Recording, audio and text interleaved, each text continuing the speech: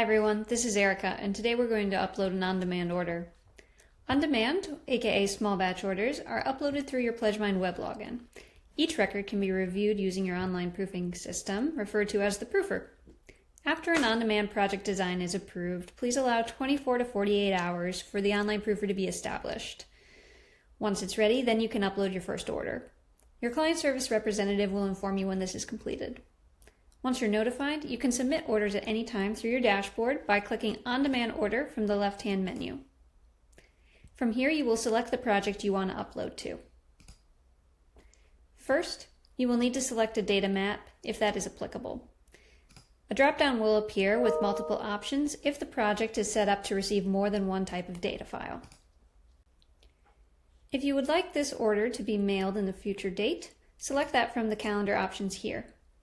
Otherwise, orders are fulfilled Monday through Friday according to upload time and size. If you submit under 200 records by 11 a.m. Central Time, that will mail the same day. Anything submitted after that time, or larger orders up to 1,000 records, will be released the next day. If the order is 1,000 or more records, production days will be dependent on size. Next, you will give your file name a description. I'm doing on-demand tutorial. Lastly, you will choose your data. All international records must be uploaded in their own files, separated from your domestic records. Select the checkbox International Order if you are uploading international records. Click Upload. If your data file contains more than one sheet, you will be prompted to select it here. And now, if your data file has columns that do not match the data map, you will be alerted on this page. Right here, you'll see that I am missing the column name Mail Name. Data column names are sensitive to both case and spaces. If your data is temporarily different from your map, you can change the column names in your data and re-upload. Alternatively, if you see this as a consistent difference between the data file and your map, you can contact your client services representative and they can update it for you. For our case, I'm going to upload a corrected data file.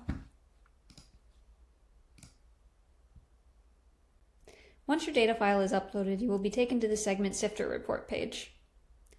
Here you can see information about your order, including the data source right here. You will also see a breakdown of the segments and a breakdown of your caller profiles if they are used. You can view proofs by segments by clicking on the segment name, and same with your Pledgemine profiles. You can view proofs for Angela Brown by clicking on Angela Brown's name.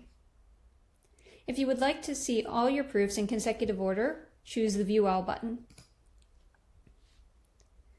Now when viewing proofs, you can use the Previous and Next button to flip through records, or you can jump to a record by typing in the number and pressing Go. You can use the right-hand toggles to view different panels of your piece and proof the information there. To edit information on a record, you can choose the Edit button and make your changes here and press Submit.